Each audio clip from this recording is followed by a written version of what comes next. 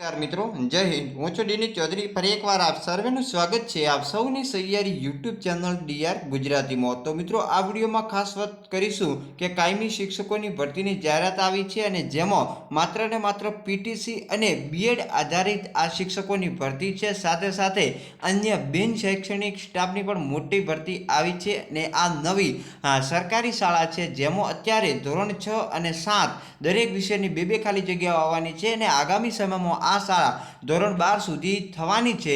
તો આ તમામ શિક્ષકોની ભરતી જે સરકારના ધારાધોરણ મુજબ ભરતી કરવામાં આવશે અને એમાં તમારે ઓફલાઈન અરજી કરવાની રહેતી હોય છે। એના વિશે પણ સંપૂર્ણ અપડેટ મેળવશો આ વિડીયોમાં, તો વિડીયો છેલ્લે સુધી જોતા રહેજો। કાયમી શિક્ષકોની ભરતીની અપડેટ માટે ગુજરાતની એકમાત્ર યુટ્યુબ ચેનલ ડીઆર ગુજરાતી કે જે વિશ્વાસપાત્ર છે તો એને તમે સબસ્ક્રાઇબ કરી રાખજો। તો ચાલો વિડીયો શરૂ કરીએ।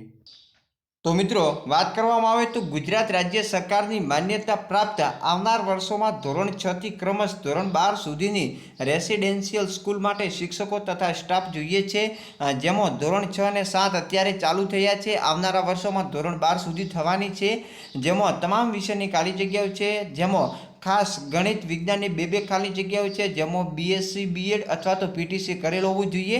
ઇંગ્લિશની બે ખાલી જગ્યા છે, ગુજરાતીની બે ખાલી જગ્યા, સામાજિકની પણ બે ખાલી જગ્યા અને હિન્દી અને સંસ્કૃતની પણ એક એટલે બે ખાલી જગ્યાઓ છે। અને લાયકાતની વાત કરવામાં આવે તો બીએ બીએડ અથવા તો તમે પીટીસી કરેલ હોવું જોઈએ। એના પછી મ્યુઝિકની એક ખાલી જગ્યા છે, સંગીત વિષય સાથે ગ્રેજ્યુએટ, કોમ્પ્યુટર માટેની બે ખાલી જગ્યા છે, જેમાં તમે બીસીએ પછી BSc IT, B computer IT, પછી લાઇબ્રેરીની એક ખાલી જગ્યા છે, જેમાં બી એલઆઈબી એમએલઆઈબી, ચિત્ર માટેની એક ખાલી જગ્યા છે, જેમાં એટીડી અથવા તો અન્ય કોઈ પણ ગ્રેજ્યુએશનનો કોર્સ હોવો જોઈએ।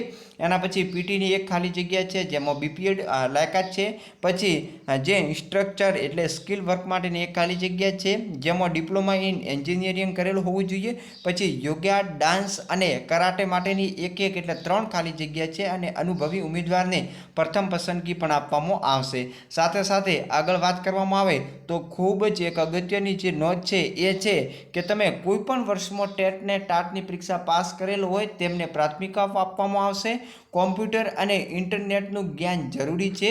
નિવૃત્ત આચાર્ય અને શિક્ષકો પણ આમાં અરજી કરી શકશે। એના પછી બિન શૈક્ષણિકમાં એકાઉન્ટન્ટ, ક્લાર્ક, એના પછી નર્સ, જે જોઈ શકો છો ક્લાર્ક માટેની 3 ખાલી જગ્યા, જેમાં સ્નાતકની પસંદગી થશે। અન્યમાં પણ એક ખાલી જગ્યા છે। પછી હોસ્ટેલમાં ભાઈઓ બહેનો માટે બે ખાલી જગ્યા છે અને ગ્રેજ્યુએટ ઉમેદવારને પ્રથમ પસંદગી છે। પછી કાઉન્સલર માટેની એક ખાલી જગ્યા છે, જેમાં માસ્ટર ઓફ સાયકોલોજીનું જે લાયકાત માંગેલ છે।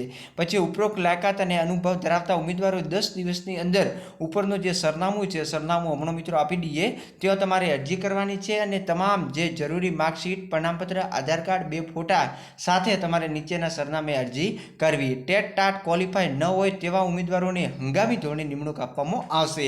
એટલે કે જો તમે ટેટ ટાટ પાસ છો તો આમાં કાયમી ભરતી છે અને ટેટ ટાટ પાસ નથી તો તમને હંગામી એટલે કે જ્ઞાન સહાયક જેવી તમને આમાં જે નિમણૂક આપવામાં આવશે। 3 મોબાઈલ નંબર આપેલા છે, વધુ માહિતી માટે સંપર્ક કરી શકો છો। સ્થળ છે વિદ્યાદીપ કેમ્પસ, મુપો, આણીતા, તાલુકો ઓલપાડ, જિલ્લો સુરત અને જાહેરાત છે મિત્રો 14/5/2024ની, એટલે કે 24 તારીખ સુધી તમે આમાં અરજી કરી શકશો, જે જાહેરાત મિત્રો આવેલી છે।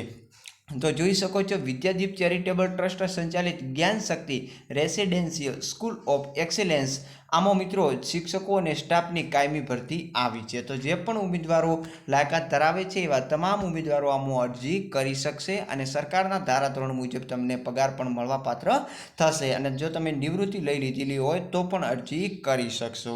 તો બસ આ જાહેરાત તમને આપણે ટેલિગ્રામ, વોટ્સઅપમાં મળી રહેશે, જેની લિંક હું નીચે આપી દઉં છું અને એના પહેલાં જો સબસ્ક્રાઇબ ના કરેલો હોય તો સબસ્ક્રાઇબ કરી નાખજો। આગળ પણ તમને તમારા જિલ્લાની ભરતી મળતી રહેશે। Thank you.